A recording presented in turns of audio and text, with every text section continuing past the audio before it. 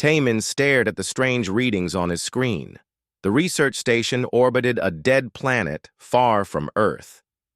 He had been alone here for 6 months, studying old alien ruins. The numbers made no sense. Something massive was moving through space toward the solar system. He pressed the communication button. Earth Control, this is Research Station 7. I'm seeing something big on the sensors. Static filled the air for several seconds. Then a voice came through. Station 7, we're getting reports from all over. Unknown ships are approaching Earth. Taman's hands shook as he switched to long-range sensors. Hundreds of ships filled the display. Each one was larger than Earth's biggest space station. They moved in perfect formation, like they had done this many times before. On the crystal world of Vithara Prime, beings from across the galaxy sat in a great circle.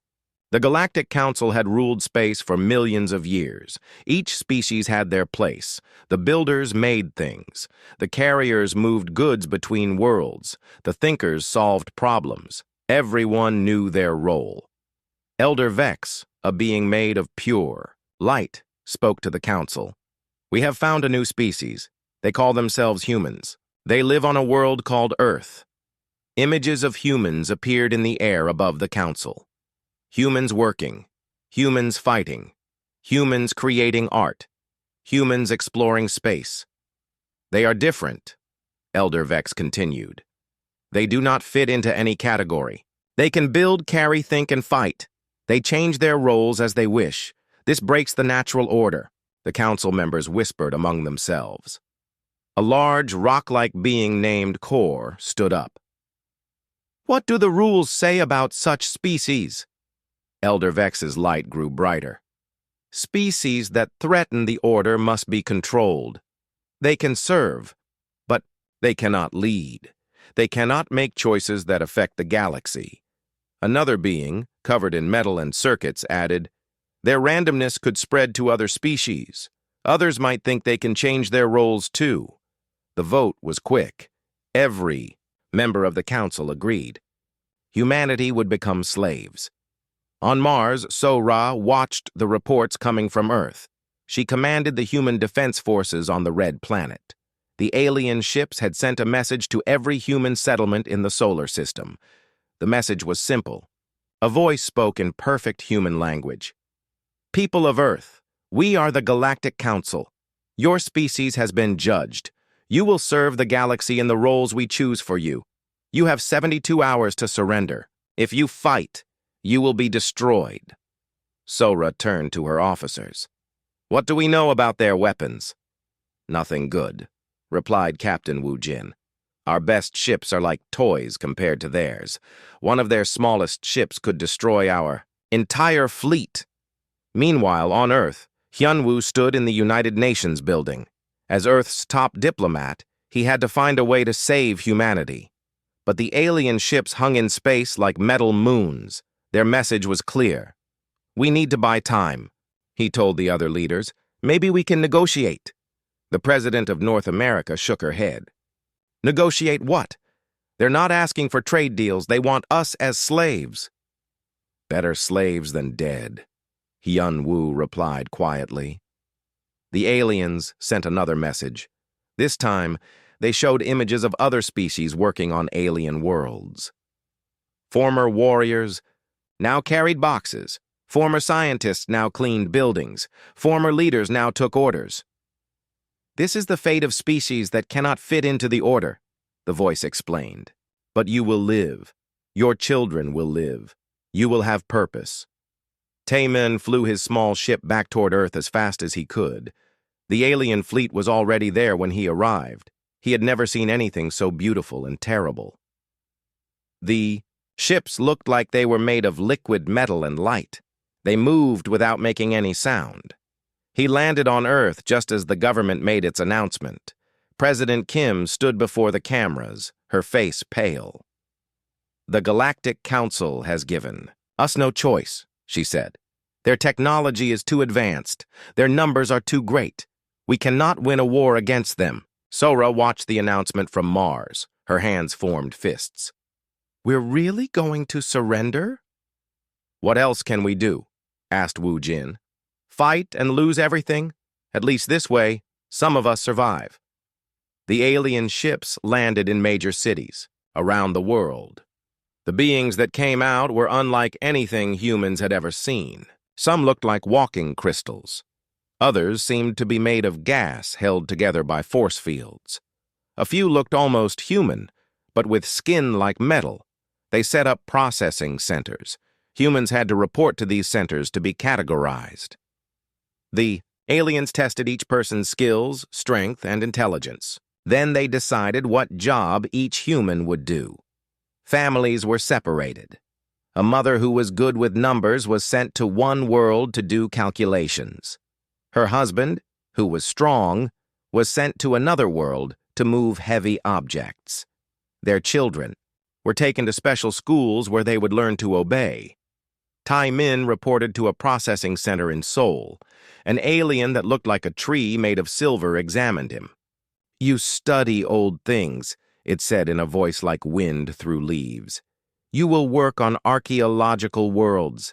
You will dig up ruins and sort what you find." "What about my research?" Tai Min asked. "I was trying to understand how ancient civilizations lived." "You will understand what we tell you to understand," the alien replied. "Questions are not needed. The last free human ships left Earth carrying millions of people to their new homes across the galaxy. So-Ra was on one of them, along with other military personnel. They were going to worlds where wars needed to be fought. They would be soldiers, but they would fight for alien causes." As Earth grew smaller in the ship's window, Hyun Woo sat next. To his sister Mi Young. She had been a teacher, but now she would teach alien children instead of human ones. "We failed them," Hyun Woo whispered. "We let our whole species become slaves." Ma Young squeezed his hand. "Maybe this isn't the end. Maybe it's just the beginning of something else." The ship jumped to faster-than-light speed, carrying them toward distant stars. Behind them, Earth became an empty world, its cities quiet, its schools closed. The humans were gone, scattered across the galaxy like seeds on the wind. But seeds, when planted in new soil, sometimes grow into things their planters never expected. Jinho's hands were raw and bleeding. The crystal mines of Zephyria never stopped. The alien supervisors made sure of that. He swung his tool at the glowing wall, breaking off chunks of valuable crystals. The aliens used these crystals to power their ships and cities. "Move faster, human," hissed the snake-like supervisor. "The quota must be met." Jinho nodded and kept working. But his mind was somewhere else. Before coming here, he had been an engineer on Earth. He had designed machines and solved problems. Now he was just another worker in a hole in the ground. But Jinho was learning things. He watched how the mining equipment worked. He studied the crystals and how they stored energy. The aliens thought humans were just good for manual labor. They were wrong. On the world of Centrix, Mi Young stood in front of a class of young aliens. They looked like small elephants with blue skin and 4 arms. She was teaching them about galactic history and mathematics. "Today we will learn about the Great Peace," she said, reading from the approved textbook. "For 10 million years, every species has known their place. This has brought order to the galaxy." One of the alien children raised a hand. "Teacher Mi Young, why don't humans have a place like everyone else?" Mi Young paused. The question was dangerous. "Humans are different. We are learning to find our place." But inside, she was thinking other thoughts. She was learning about alien technology. She was understanding how their computers worked. She was memorizing the locations of important alien facilities. And she was teaching the alien children more than just the approved lessons. She was teaching them to ask questions. Across the galaxy, on a military world called Draxon, So-Ra led a unit of human soldiers into battle. They were fighting rebels who opposed the Galactic Council. The aliens had decided that humans made excellent soldiers when properly directed. "Remember," the alien commander told them. "These rebels threaten the peace. They must be stopped." So-Ra and her team advanced through the rocky terrain. But something felt wrong. The rebels they were fighting looked hungry and scared. They were defending their homes, not attacking others. That night, So-Ra talked quietly with Wu Jin and other human soldiers around their campfire. "These aren't rebels," she whispered. "These are just people who don't want to follow the council's orders." "Like us," Wu Jin replied. "We're fighting people who are just like us." So-Ra looked up at the strange stars above them. "Maybe we're fighting the wrong side." The next day, instead of attacking the rebels, So-Ra's unit made contact with them. She learned that the rebels were from a species that had been forced to mine dangerous materials. Many of them were dying from the poisonous work. When they asked for better safety equipment, they were labeled as troublemakers. So-Ra made a decision that would change everything. Instead of capturing the rebels, she helped them escape. Then she sent a coded message to other human units across the galaxy. It was time to start asking questions. On Kepler Station, Hyun-Woo worked as a translator. The aliens needed humans to communicate with newly discovered species. But while he translated, he also gathered information. He learned about trade routes, military bases, and communication networks. He discovered something important. The Galactic Council was not as strong as they pretended to be. Many species were unhappy with their assigned roles. Some planets had stopped sending their required resources. Others had simply gone quiet and stopped communicating with the Council. But the Council kept these problems secret. They wanted everyone to believe that the Galactic Order was perfect and unchanging.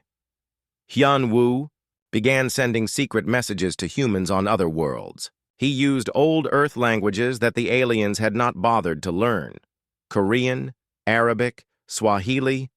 The messages looked like personal letters between family members, but they contained important information about alien weaknesses and unhappy species. On Vethara Prime, Ye-Jin cleaned the floors of the council chambers. The aliens had decided she was only good for simple work.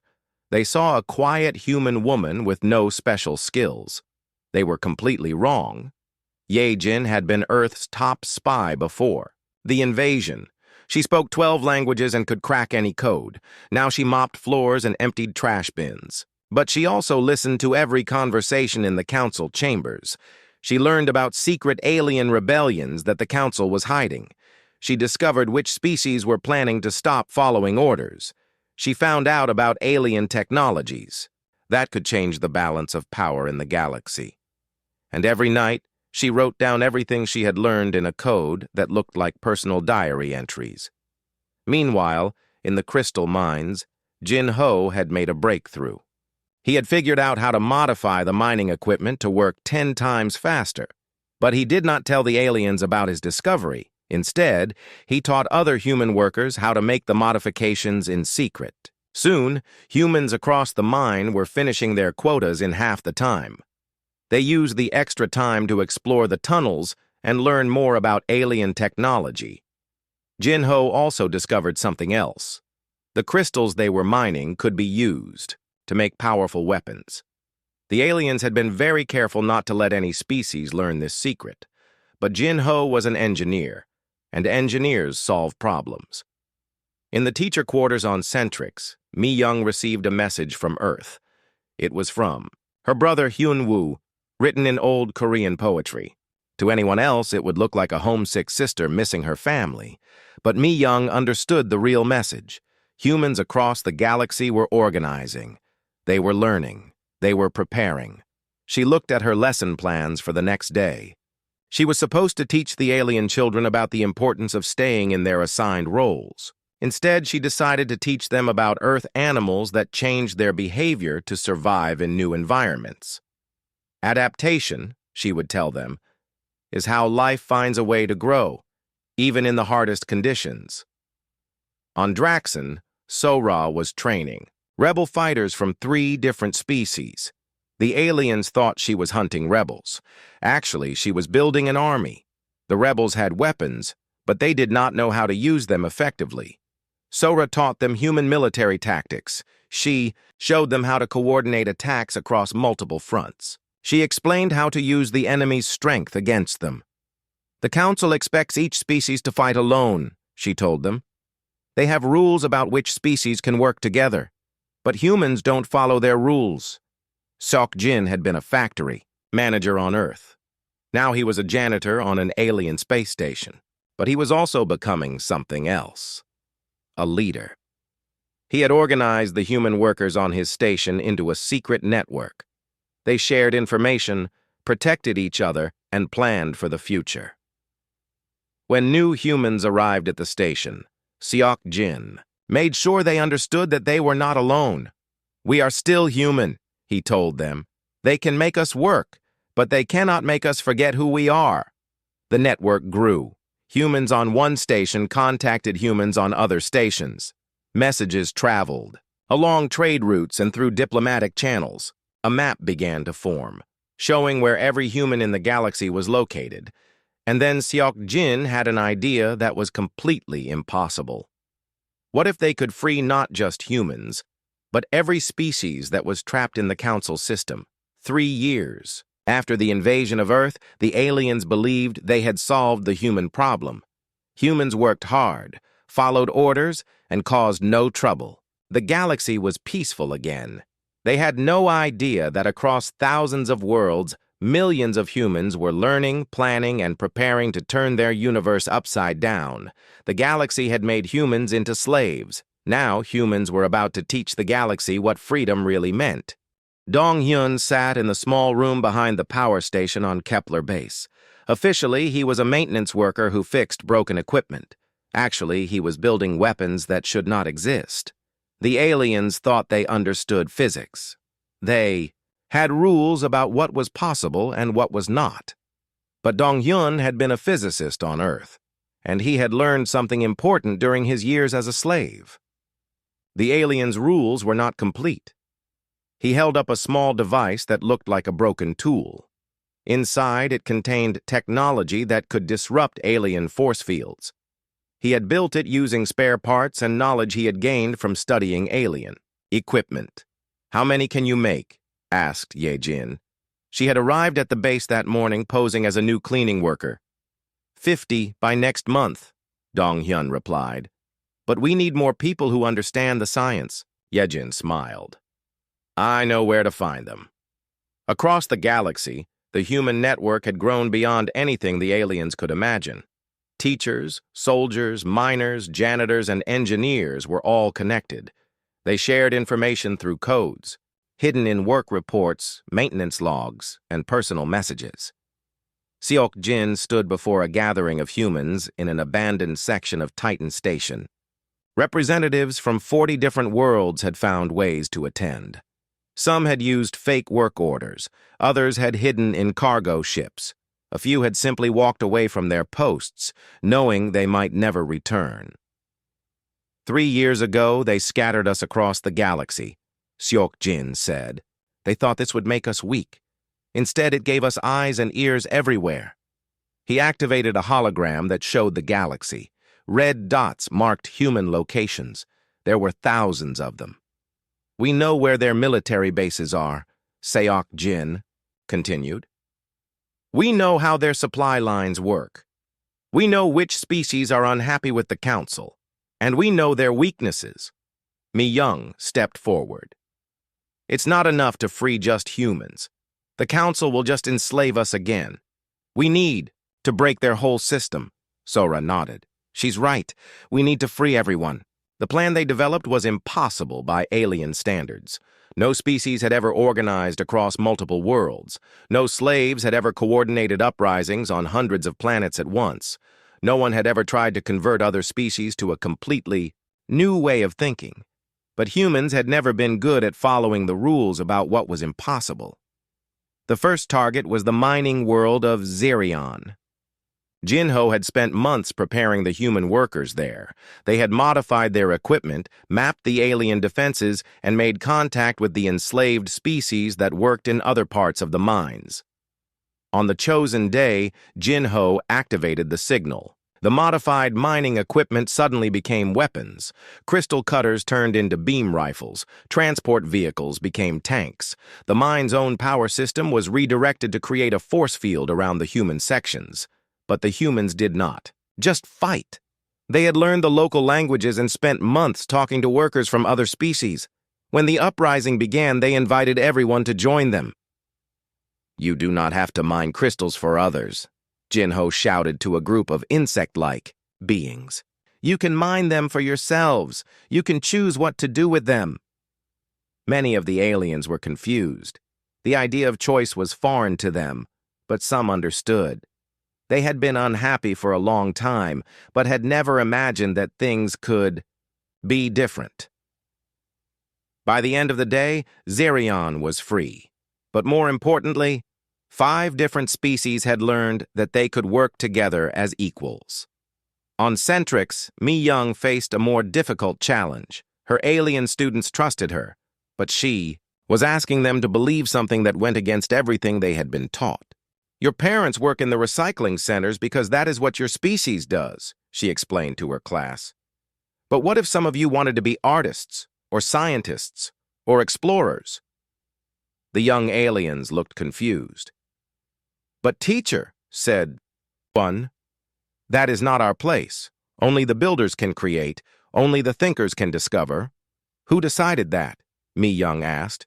"Who made that rule?" The students had no answer. They had never been asked to think about it before. That night, Mi Young met with adult aliens who had been listening to her lessons. They were janitors and factory workers, but some of them had dreams they had never dared to speak about. "I always wanted to paint," whispered one. "But only the artisan species can paint." "I wanted to study the stars," said another.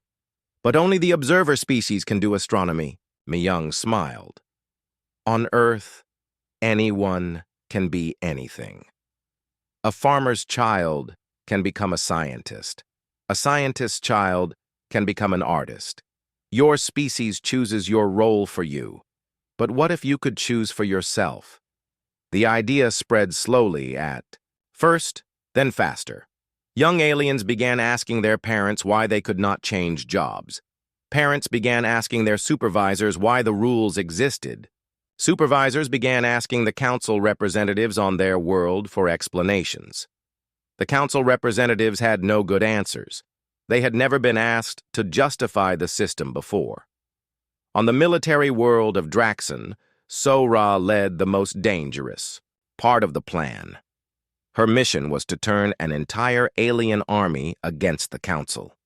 She had been training rebel forces for months, but now she faced soldiers who were loyal to the galactic government. They would not be easy to convince. "You fight for the council," she told a captured alien commander. "But what do you get in return?" "Order," the commander replied. "Peace, stability." "For who?" Sora asked. "Your soldiers come from the warrior species. You fight and die, but you never get to make decisions about when to fight or why. The thinker species decides that. Is that fair?" The commander was quiet for a long time. "It is the way things have always been. But does that make it right?" Sora had learned something important about the warrior species. They had a strong sense of honor, but they were never allowed to use their own judgment about what was honorable. They followed orders even when those orders made no sense. She showed the commander evidence of what the council really did. Species forced to work in dangerous conditions without protection. Worlds stripped of resources until they could not support life. Rebellions crushed not because they were violent, but because they asked for basic fairness. "Is this what you are, fighting to protect?" she asked. The commander looked at the evidence for hours. Finally, he spoke. "What would you have us do?" "Fight for what is actually right," Sora replied. "Not for what you are told is right." The conversion of the warrior species was slow but steady.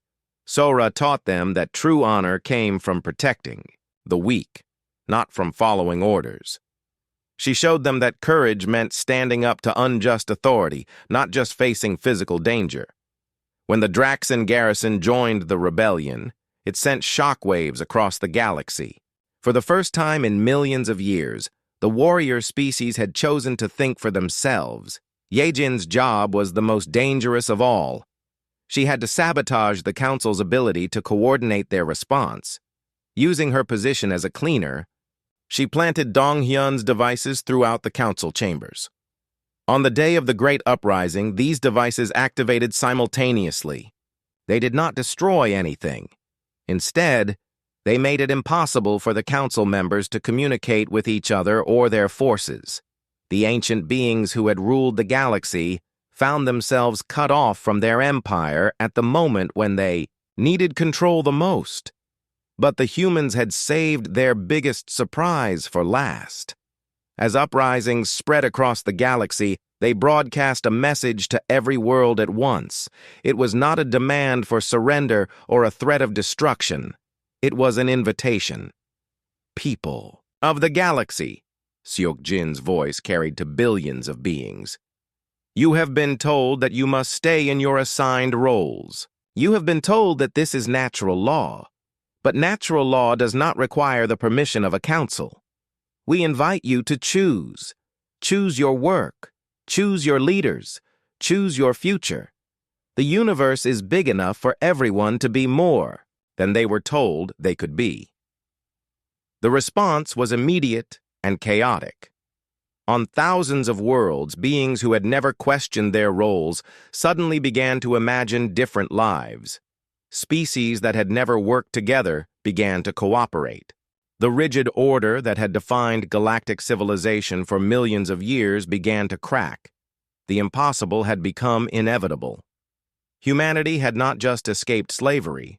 They had infected the entire galaxy with the most dangerous idea of all: freedom.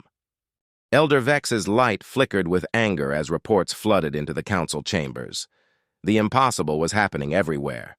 On Zerion, 5 species worked together to run the mines. On Centrix, young aliens refused to accept their assigned roles. On Draxon, the warrior species had stopped following orders. This chaos must end, Vex declared to the emergency council session. The humans have infected the galaxy with their madness. Kor, the rock-like council member, slammed his massive fist on the crystal table. We should have destroyed them completely. Now their disease spreads to our own loyal species. The metallic being known as Circuit added, Our communication networks are compromised. Our military units report that some soldiers refuse to fight. Even our worker species are asking questions. Vex's light grew brighter and more dangerous. Then we use the final weapons. We remind the galaxy why the old ways exist. Faber. Final weapons had not been used for 50 million years. They were devices that could destroy entire star systems, weapons that could rewrite the laws of physics in local space, and machines that could alter the minds of every living being on a planet. The Council had hoped never to use them again. But humanity had forced their hand. Jun Seo stood on the bridge of the captured warship Liberation. Once, it had been called Victory of Order and had belonged to the Council fleet. Now it served as the flagship of the growing rebel alliance.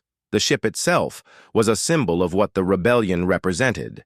Its crew included humans, former Council soldiers from the warrior species, engineers from the builder species, and navigators from 6 different worlds. They worked together not because they were ordered to, but because they chose to.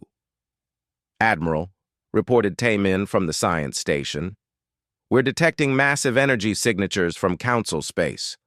They're activating weapons we've never seen before. Jun Seo had been a ship captain in Earth's merchant fleet before the enslavement. Now he commanded a fleet of 300 vessels, each one representing a different world that had joined the rebellion. What kind of weapons? He asked. Reality disruptors, Taemin replied, his voice tense. They can change the basic laws of physics in a limited area. They're targeting our supply worlds first. Ha-Un, the rebellion's chief strategist, pulled up a holographic map. They're trying to cut off our resources. If they destroy our farming worlds and manufacturing centers, they can starve us into surrender. Junseo studied the map. The Council's strategy was logical and brutal. They would not try to defeat the rebellion in battle. Instead, they would make it impossible for the liberated worlds to survive on their own. They want us to choose between freedom and survival, he said quietly. Then we choose both, Ha-un replied. But we need to move faster than they expect. The rebellion's response was typically human. They did something that should have been impossible. Instead of defending their captured worlds, they launched simultaneous attacks on 100 council strongholds. Chang Min led the philosophical wing of the rebellion. He was not a soldier or a scientist, but a former teacher who had become something new, a warrior philosopher. His job was to convince captured council forces that their entire worldview was wrong. You serve the council because you believe order is more important than justice, he said to a group of captured enforcer troops. These beings looked like living statues made of black stone. They had been bred to follow orders without question. Order prevents chaos, one of them replied in a voice like grinding rocks. Chaos brings suffering. But who decides what is order and what is chaos? Chang Min asked. The council calls our rebellion chaos, but we call it justice. The council calls their rule order, but we call it oppression. Who is right? The enforcers had never been asked to think about such questions. Their entire existence was built around following instructions from above. Chang Min showed them recordings from liberated worlds. Former slaves working together to build new cities. Different species sharing knowledge to solve problems. Children from dozens of worlds playing together and learning from each other. Is this chaos? He asked. Or is this what happens when beings are free to choose cooperation instead of being forced into it? The enforcers watched in silence. They had been told that without the council's control, different species would fight each other endlessly. But the recordings showed the opposite. Your leaders lied to you, Chang Min said gently. Not because they are evil, but because they are afraid. They are afraid that if you think for yourself, you will not need them anymore. One by one, the enforcers began to ask questions. First about their orders, then about their purpose, and finally about whether they wanted to continue serving masters who had never trusted them with the truth. The conversion of the enforcer units sent panic through the council's highest levels. These beings had been designed to be unthinkingly loyal. If even they could change, then nothing in the galaxy was certain anymore. On the ancient world of Nexus Prime, Elder Vex activated the first reality disruptor. The device was the size of a small moon and had been built by a species so old that their name was forgotten. It could rewrite the fundamental laws of physics within a sphere of space 50 light-years across. Vex targeted the Kepler system, where humans had established their main research facility. The weapon fired, sending a wave of altered reality through space at faster-than-light speed. When the wave hit, gravity stopped working normally. The laws of thermodynamics reversed. Matter and energy began to behave in ways that made no scientific sense. The human scientists in the Kepler system should have died instantly. Their ships should have fallen apart as the laws holding atoms together changed. Instead, something unprecedented happened. Dong Hyun and his team of human and alien physicists did not panic when reality began to shift around them. They adapted. The gravitational constant is changing, reported one of the alien scientists. Our engines cannot function. Then we build new engines, Dong Hyun replied calmly. Based on the new laws. It should have taken years to develop new technology. The humans did it in 6 hours. They had learned something the council never understood. Reality was not as fixed as it seemed. The laws of physics were more like guidelines that could be bent when necessary, and humans had always been good at finding necessary. By the end of the day, the Kepler research fleet was not only functioning in the altered space, but using the new physics to create weapons more powerful than anything the Council possessed. When word of Kepler's survival reached the rebellion, it changed everything. The Council's most powerful weapons were not as absolute as they believed. Yunji, a former computer programmer who now served as the rebellion's technology coordinator, made the breakthrough that terrified the Council beyond all reason. "I've figured out how the reality disruptors work," she announced to the rebel leadership. "They don't actually change the laws of physics. They just convince local space that different laws apply." "What does that mean?" asked Junseo. "It means reality is more fragile than we thought, and if we can learn to reprogram local reality," she paused, understanding the implications of her own discovery, "we can make our own laws." The human scientists began working with liberated alien researchers to develop what they called possibility engines. These devices could not just adapt to changing reality, but actively reshape it. The first test was conducted in an empty region of space. The human-led team created a zone where the speed of light was faster, where gravity worked in reverse, and where thoughts could directly influence matter. They had done more than build a weapon. They had proven that the universe itself could be improved. Sang-wook had been a poet on Earth. Now he wrote the words that carried across the galaxy, inspiring beings who had never imagined they could be more than their assigned roles. His latest composition spread through the rebellion's communication network. "They told us that the way things are is the way things must be. They said the rules were written in the stars themselves, but we have learned that the stars are just lights in the dark, and we can light our own way. We do not fight to replace their order with our order. We fight to give every being the choice to make their own order. We fight so that a builder can dream of being a thinker, so that a thinker can choose to be a builder, so that anyone can be anything. This is our declaration to the universe. We reject the claim that any being or council or ancient power has the right to define our limits. We are what we choose to be, nothing less and everything more." The words reached beings on thousands of worlds. They were translated into hundreds of languages and spread through secret networks that the Council could no longer monitor. More importantly, they reached the Council itself. Elder Vex read the human poet's words with growing horror. The rebellion was not trying to conquer the galaxy. They were trying to change the fundamental nature of existence itself. "They want to destroy the concept of order," Vex told the emergency council session. "They want every being in the galaxy to believe they can transcend their nature." "And if they succeed?" asked Core. Vex's light dimmed with fear. "If they succeed, we become irrelevant. If every being can choose their own role, then no one needs us to assign roles. If reality itself can be changed, then no one needs us to maintain reality." The Council faced a truth they had never wanted to acknowledge.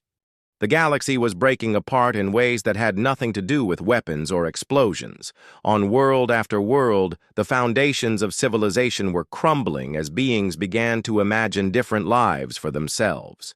Kyung-ho stood in what had once been the Council's administrative center on Rigel 7. The massive building had been designed to show the power and permanence of galactic order. Now it served as a meeting place where former enemies worked together to solve problems. A delegation of overseer-class beings waited nervously in the main hall. These creatures had evolved to manage other species, their entire culture built around the idea that they were naturally superior.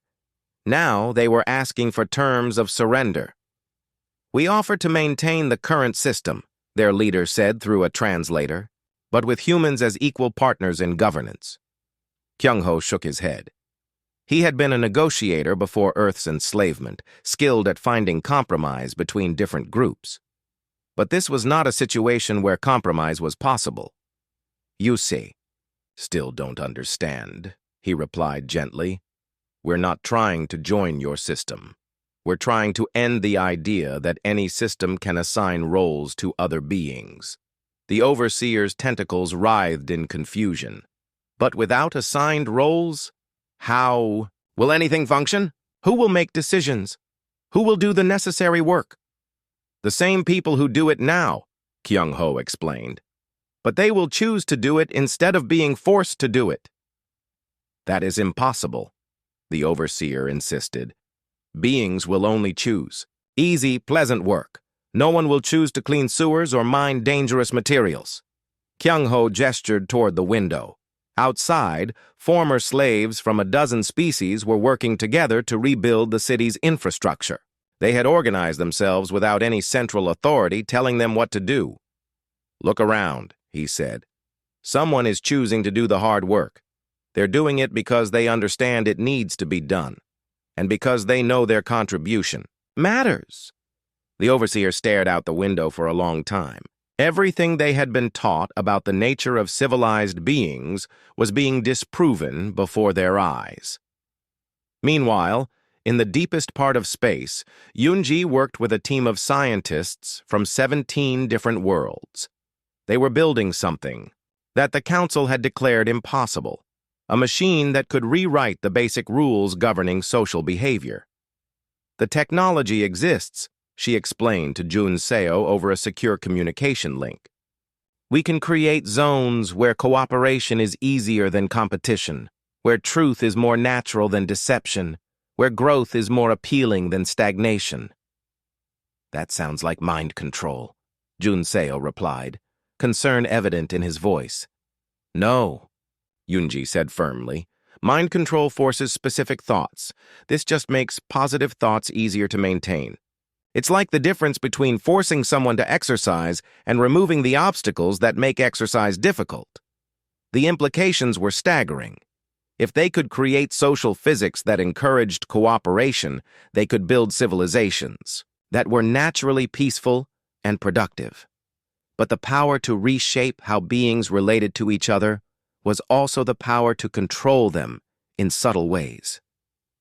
We need to be very careful, Yoonji continued. This technology could create paradise or the worst tyranny in galactic history. The difference is in how we use it. On the ancient world of eternal rest, the oldest beings in the galaxy watched the spreading rebellion with growing desperation. The ethereal collective had existed since before the first stars formed planets.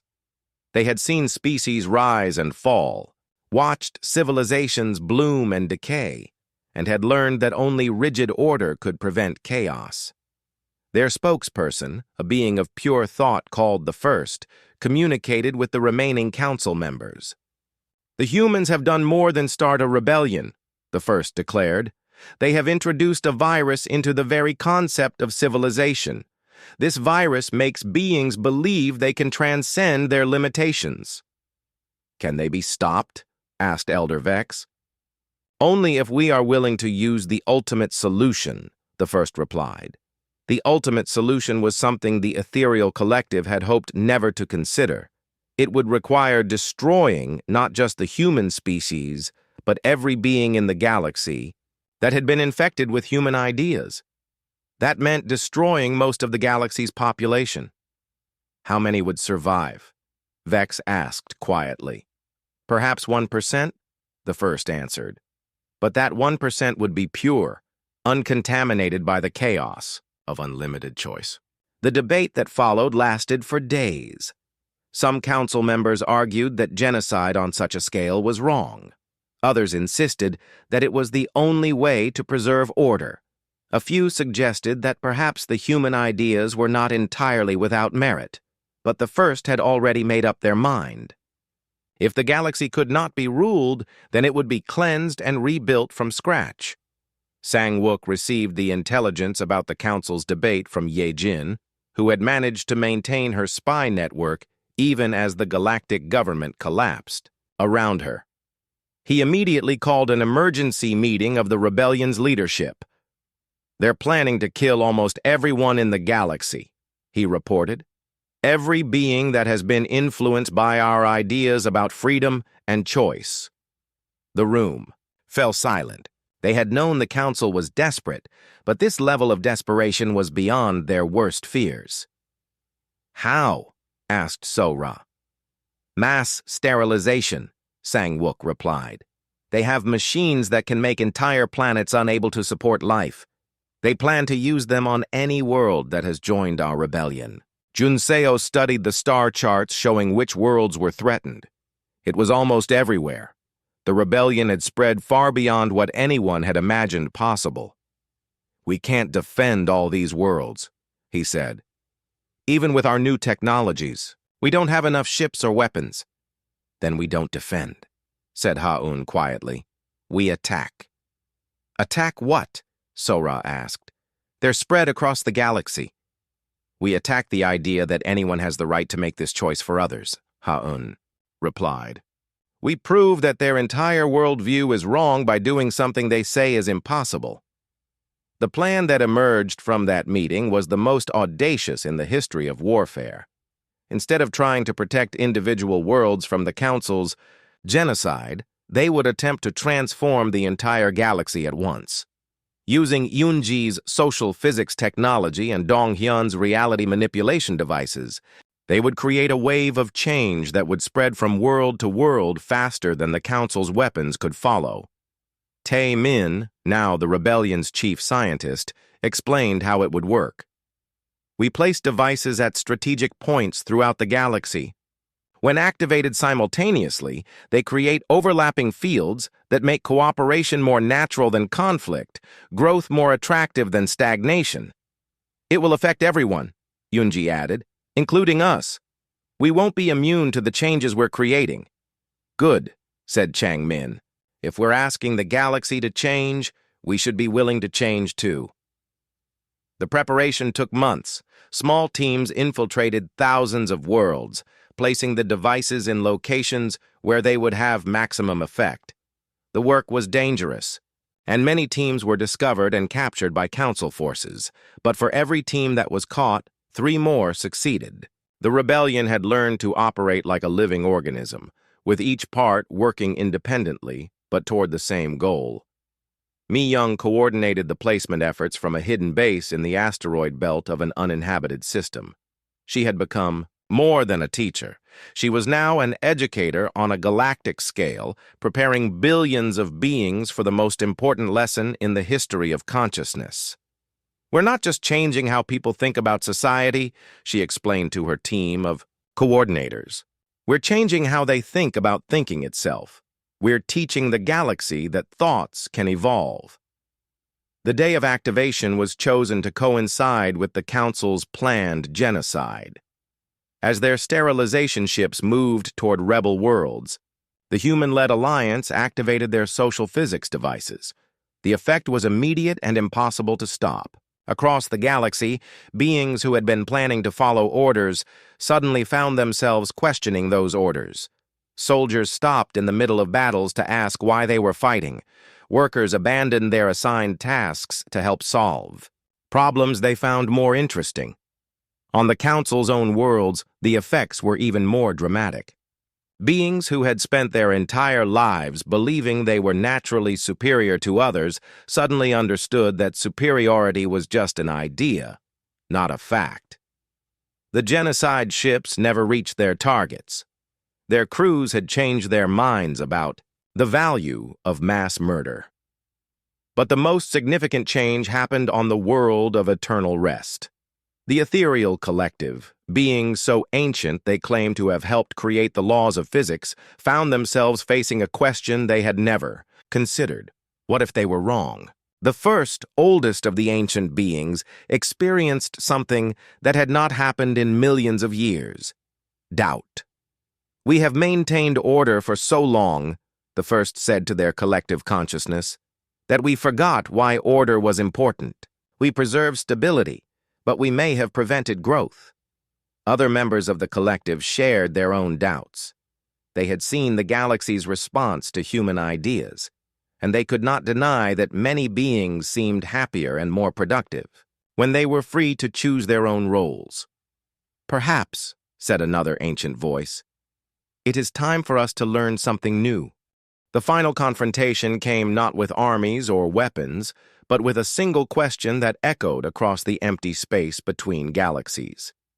Taemin stood in the observatory of the research station New Horizon, watching as reality itself rippled like water around them. The ethereal collective had made their last desperate move. If they could not rule existence, they would unmake it entirely. "The fabric of space-time is breaking down," reported Dr. Yuki, a former council scientist who had joined the rebellion after seeing what freedom could accomplish. "They're not just destroying matter and energy. They're destroying the concepts that allow matter and energy to exist." Through the viewports, Taemin could see the impossible sight of stars simply ceasing to be.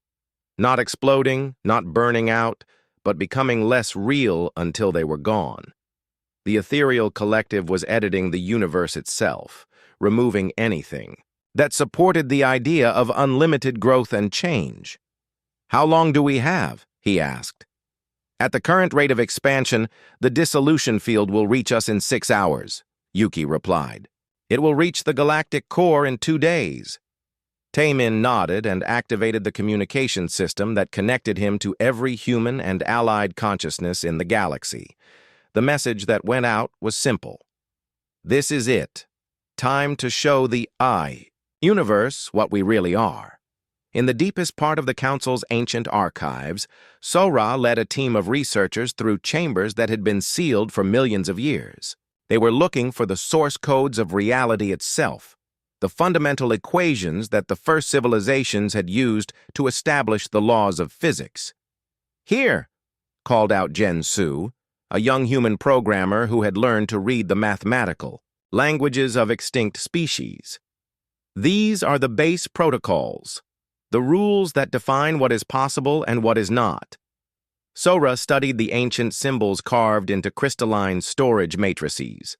The equations were beautiful and terrible, describing a universe where everything had its place and nothing could exceed its designed limitations. "Can we change them?" she asked. "We can try," Jensu replied. "But we're talking about rewriting the operating system of existence itself.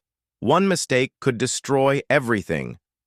"Everything is going to be destroyed anyway," Sora pointed out. "At least this way, we choose how." On hundreds of worlds, human scientists and their alien allies worked frantically to implement a plan that was beyond impossible. They were going to save the universe by teaching it to transcend itself.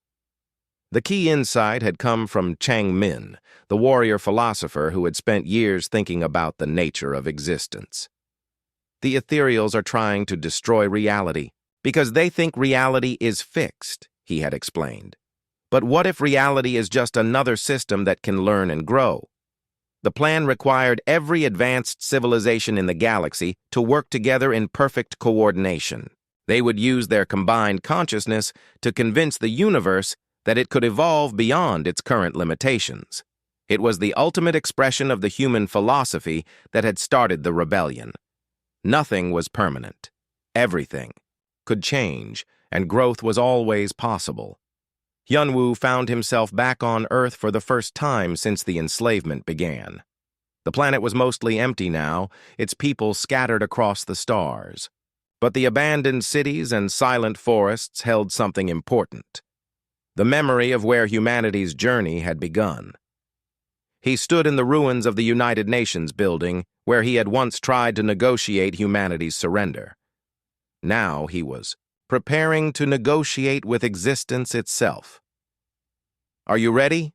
asked Mi Young, who had joined him for this final mission. "No one could be ready for this," Hyunwoo replied. "But that's never stopped us before." They activated the global consciousness network that linked every human mind in the galaxy.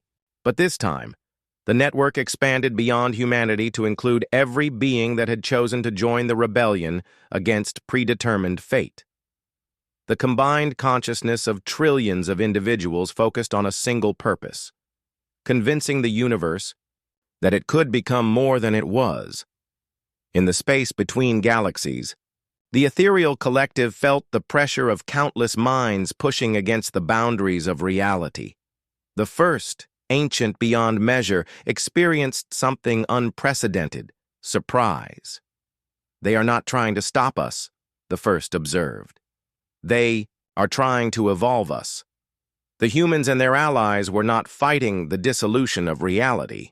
Instead, they were guiding it, showing the universe how to dissolve the limitations that had defined existence for billions of years.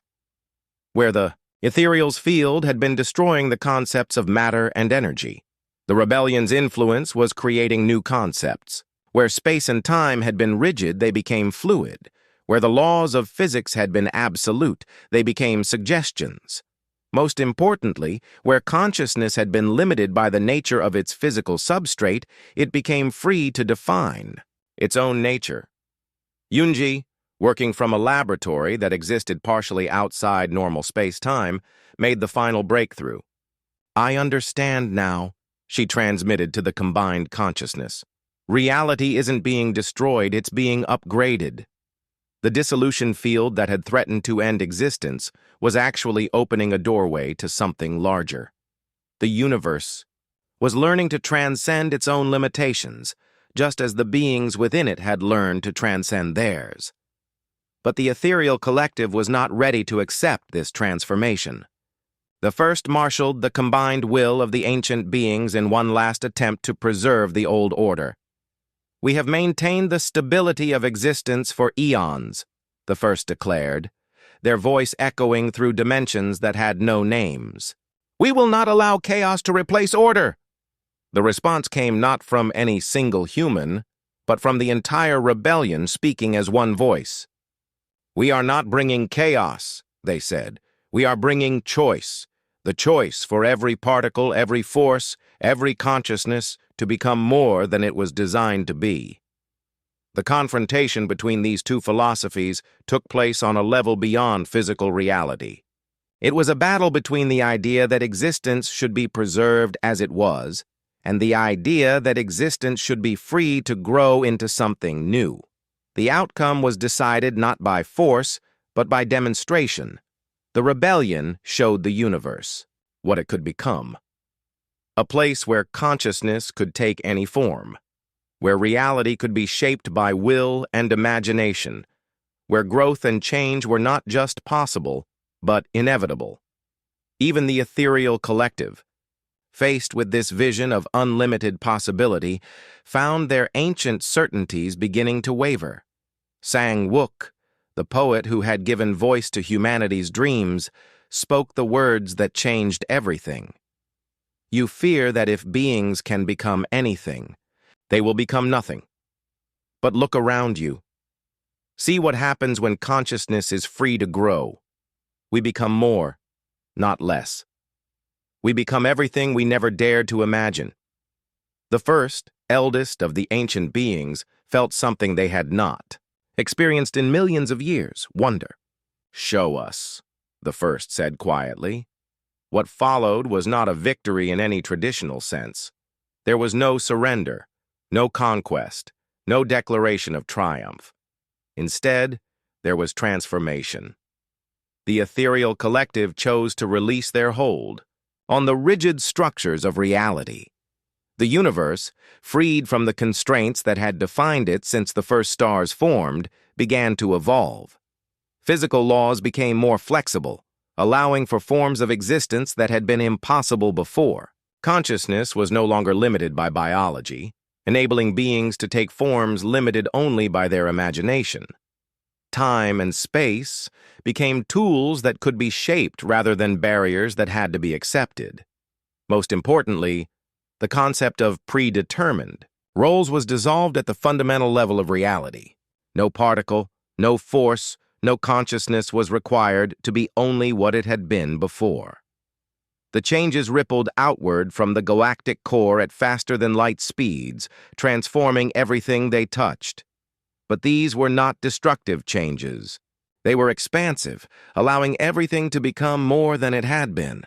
On worlds across the galaxy, beings watched as their skies filled with new colors that had never existed before. Children who had been told they could only follow their species' traditional roles found that they could literally become anything they dreamed of being. Former council worlds discovered that their rigid hierarchies simply no longer made sense. In a universe where any being could develop any capability, Species barriers became meaningless when consciousness could take any form. But the most profound change was in how beings thought about themselves and each other. The idea that anyone was limited by their nature had become as obsolete as the idea that planets could not move through space. Tae-min, still in his observatory, watched as the transformation reached their location. He felt his own consciousness expanding, becoming aware of possibilities he had never imagined. But he remained essentially himself, just with more options than before. "Status report," he said, mostly out of habit. "All systems are experiencing reality shifts," reported Dr. Yuki, her voice filled with amazement. "But instead of breaking down, they're becoming more capable. Our instruments can now detect dimensions we didn't know existed." Across the galaxy, similar reports came in. Technology was evolving on its own, becoming more sophisticated and more intuitive. Biological systems were adapting to take advantage of the new physical laws. Social structures were reorganizing themselves around cooperation and growth, rather.